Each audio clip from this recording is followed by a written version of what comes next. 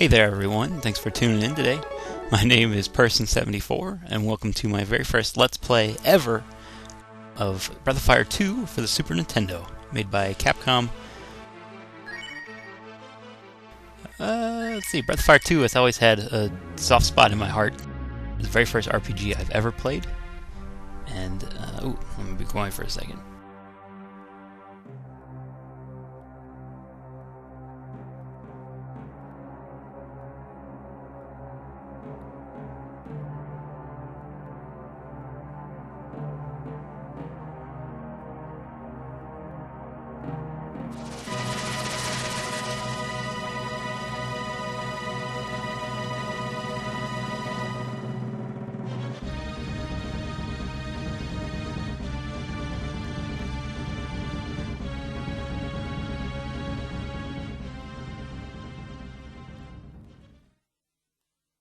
Alrighty. Yeah, I'll try to keep quiet during the important scenes. Yeah, like I said, this is my very first Let's Play, so I'm kind of winging this. This is actually previously recorded, and I'm just going to talk over my recording, so there will be some editing in here. So I'm going to do my best to cut out, random battles and stuff, and any other parts that just seem very redundant. Same way here is our hero, Ryu.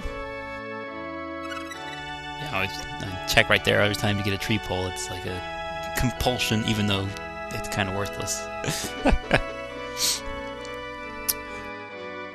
anyway, as I was saying before, yeah, Breath of Fire has always had a soft spot with me. I want to say I was 6 or 7 when I first played it, and it was definitely the first RPG I've ever played. It was the video store that I used to go to had this and Final Fantasy II, and I would rent both of them, kind of alternating between the two. But eventually Breath of Fire 2 kind of took over, and I would rent it more often, and so I can for sure say this is the first RPG I've ever completed, too. Of course, after I beat this, I went back and got Final Fantasy II, because it was a great game as well. But, yeah, something about this game I've always loved. Well, I love the music. I mean, this is just a sample of the town music. But I've also just all the characters are unique. Like even the townspeople, even though they don't have much to say, they each, I don't know, they each seem to have their own kind of color palettes, and for the most part, there's a wide variety of little sprites. Yeah, like I've always liked this music, this slow build up, and then boom! I love that burst of color too. So yeah, there's our sister, and she's hanging out. Uh-oh. So yeah, here's a random battle. Well, it's not a random battle. You call it the first boss battle, but you only have a twig, so it's not gonna go too well.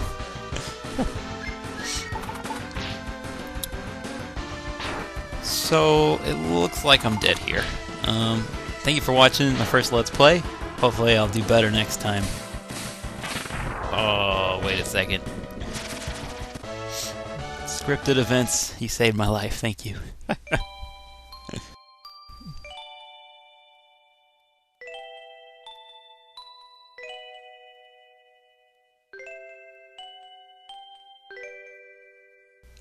I guess I'll talk over this too.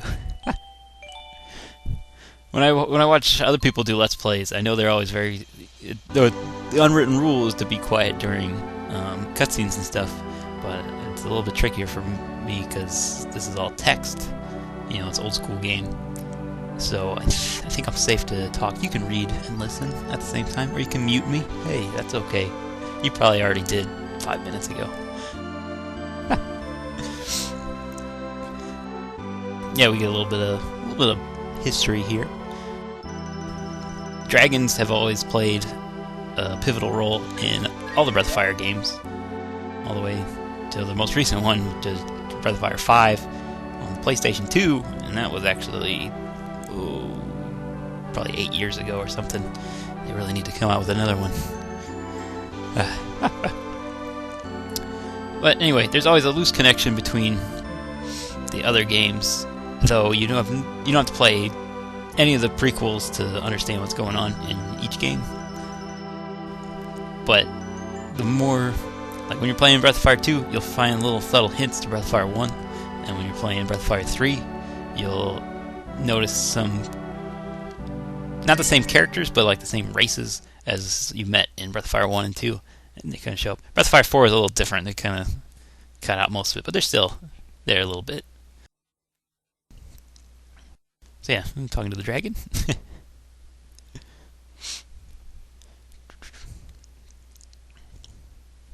I always thought that was funny too, how Ganon, is basically your dad, and Yua's dad, you're all family. And he takes Yua and leaves you out in the woods.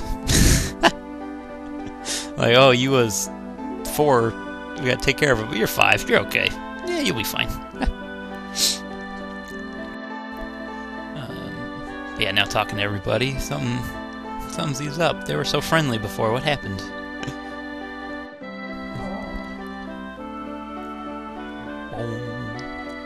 Yeah, a little dragon gem in the corner. Anytime you hear it make that boom sound, bad news is coming. And then on the opposite side, if you hear the little ding, it'll brighten in color, good things are happening.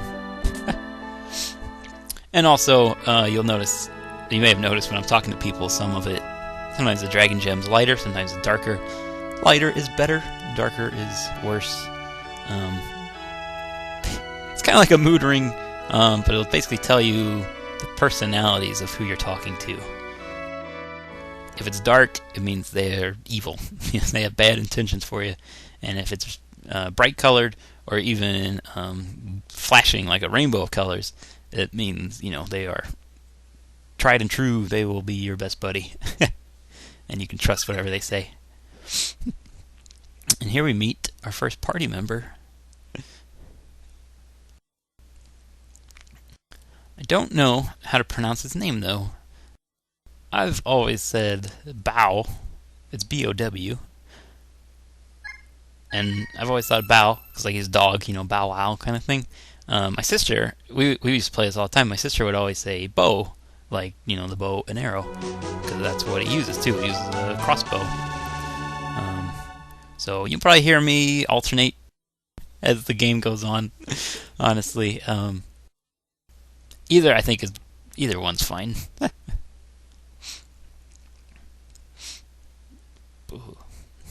He's a faithful man, even in sleep.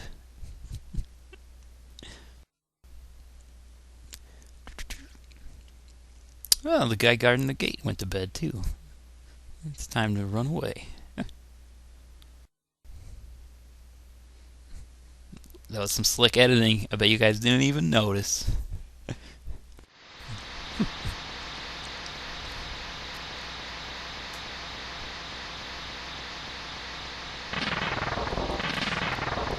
And this is such a stupid little thing, but for some reason I really like the rain on this game.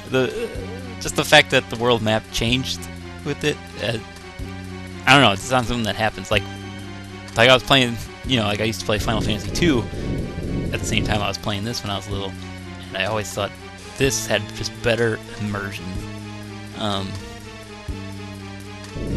Yeah, just the little extra animations for the sprites, and yeah, all the extra color to it. It definitely added something. I always felt like I was with these characters. Which, when you're a little kid, that's, oh, it's imagination. That's awesome. And when you're an adult, it's a dork thing. But hey, I still love it. I'm actually cosplaying right now. No, I'm kidding.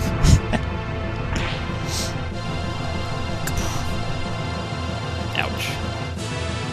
As you can see, yeah, he is super dark. Yeah, he's basically like a Lord of Hell, if you want to take a Diablo terms.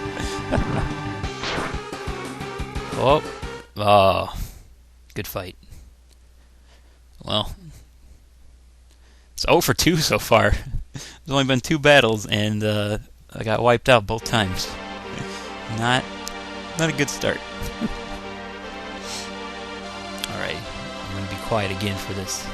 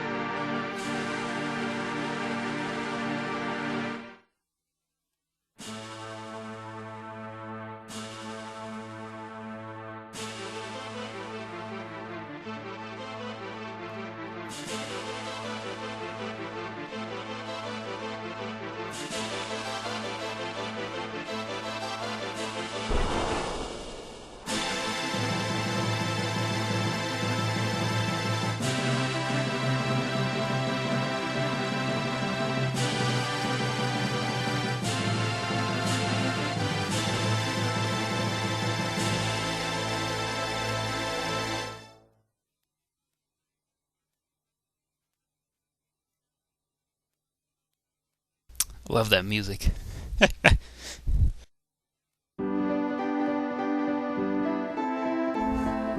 Alright, we're looking a little bit better now. A little bit older.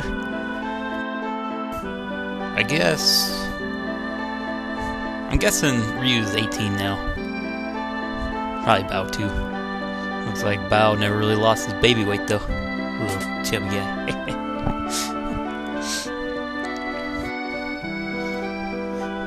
But now we've become rangers, working for the town called Hometown. I think we signed on to hunt monsters and slay demons, but it doesn't look like those kind of jobs are around anymore.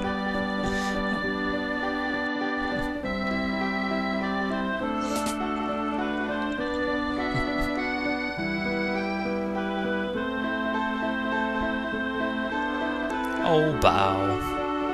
Bum, ba-dum, ba-dum.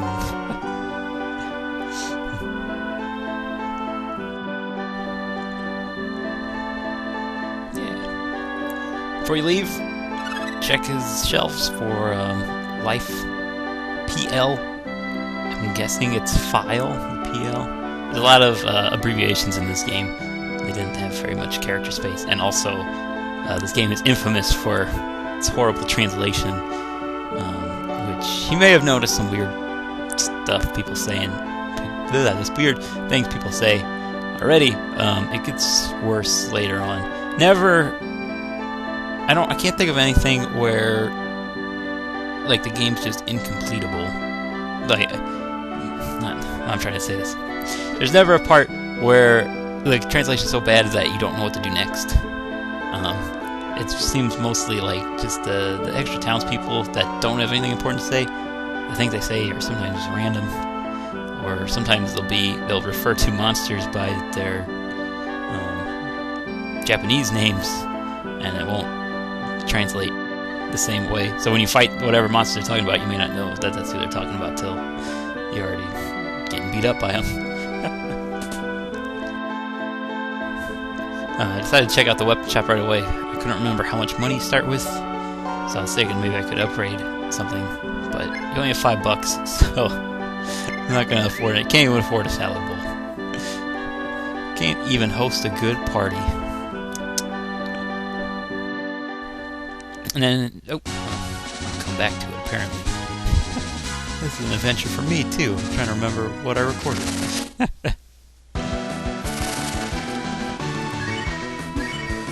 So I said I was going to try to cut out a lot of the random battles, and I promise I do that. My plan for this Let's Play is I will show each monster once. So this is the first time you see the E-sludges. Any other random battles where they show up, and if it's no other new monsters, I'll just skip it. So pretty quickly you'll see a lot of skips going on. Basically I just want to give you guys an idea of what kind of monsters are in each area, and I'll tell you if they have any special attacks you need to worry about. These guys being the very first enemy in the game you're supposed to be able to kill, they got nothing special. They just do regular attacks.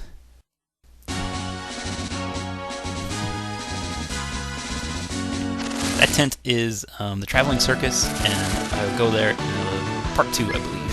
So don't worry, I'm not skipping out on that.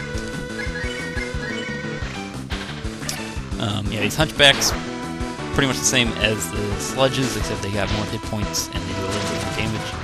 They can also defend sometimes, which really does nothing for them because you're just getting free hits on them for the round.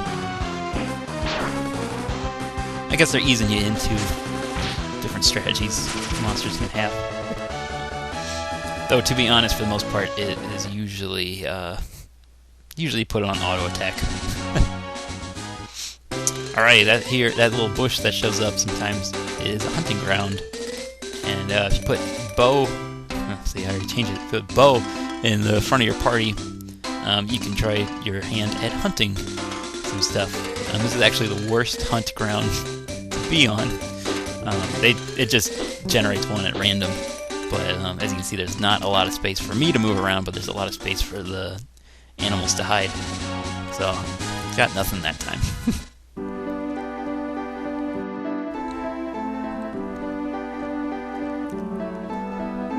Alright, now I'm coming back. Here we go. Yeah, this is a dragon statue.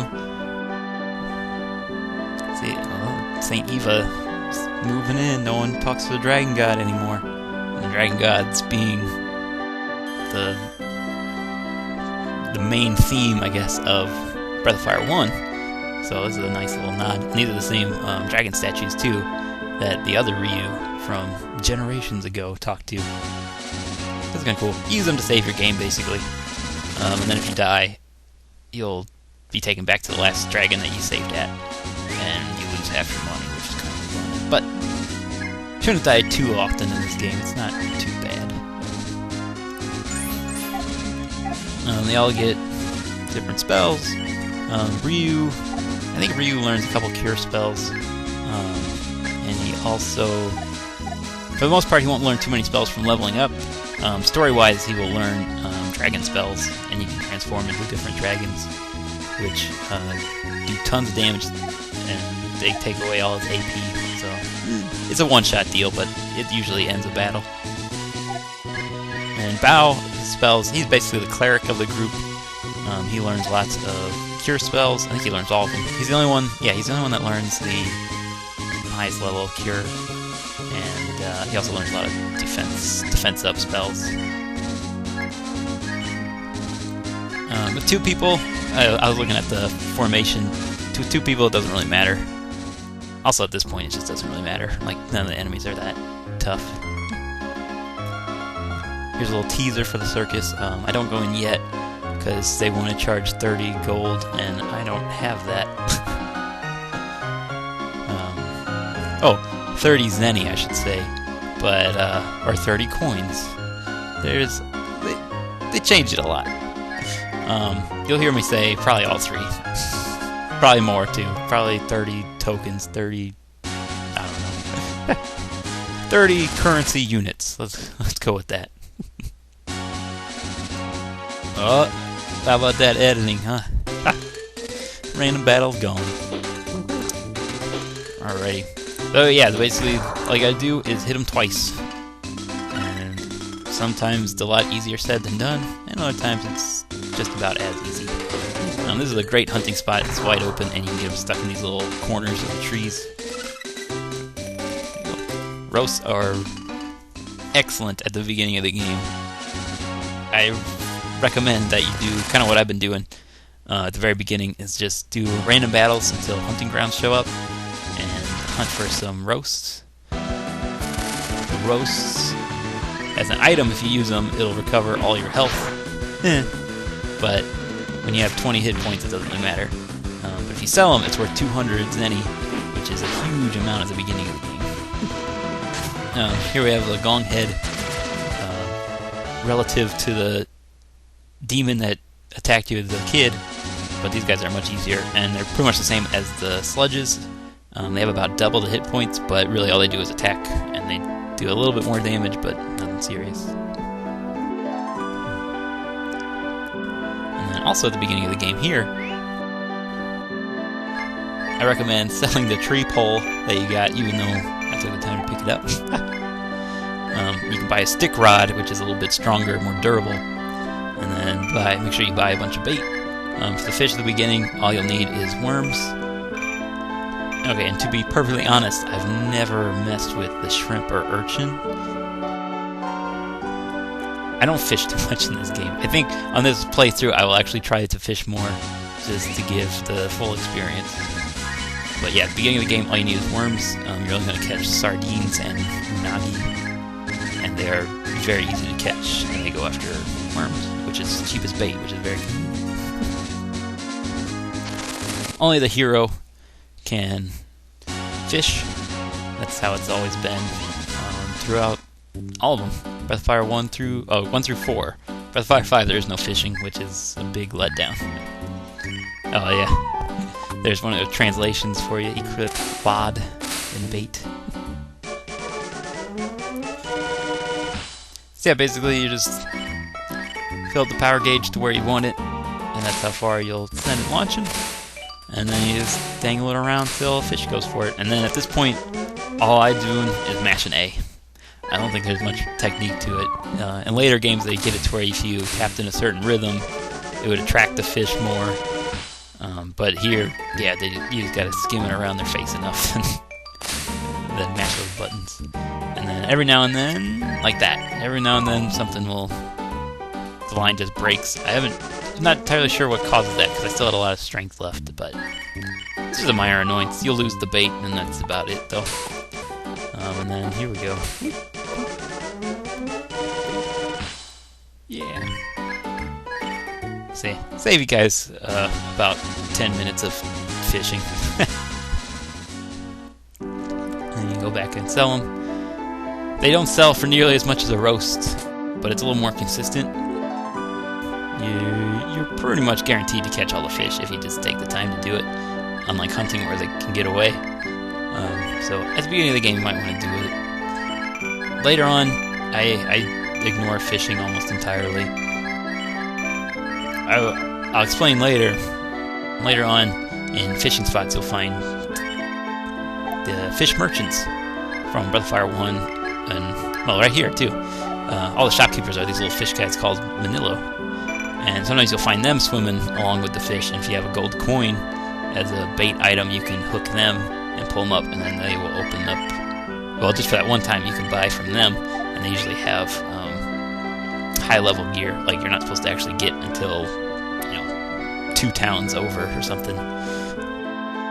So I'll be on the lookout for those. I'll try to let you guys know where those are as well.